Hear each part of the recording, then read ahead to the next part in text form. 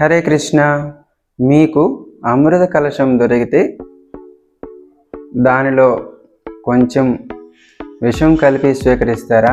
అలాగే స్వచ్ఛంగా ఆ అమృతాన్ని స్వీకరించి ఆస్వాదిస్తారా?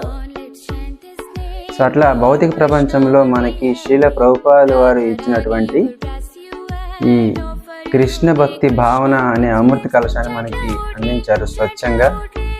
సో అటువంటి కృష్ణ భక్తి భావనలో ఉంటూ కాస్త కృష్ణ భక్తి చేస్తూ ఇంద్రియ భోగము, కాసేపు సినిమాలు ఇవన్నీ చేస్తున్నాం అంటే దానికి ఈ కృష్ణ భక్తి చేస్తూ కూడా కాస్త విషమాన్ని కలిపి మనం స్వీకరిస్తున్నాం. దానివల్ల కృష్ణ భక్తి భావన పూర్తిగా రాదు. దానివల్ల ఎన్నో సమస్యను క్రియేట్ చేస్తుంది.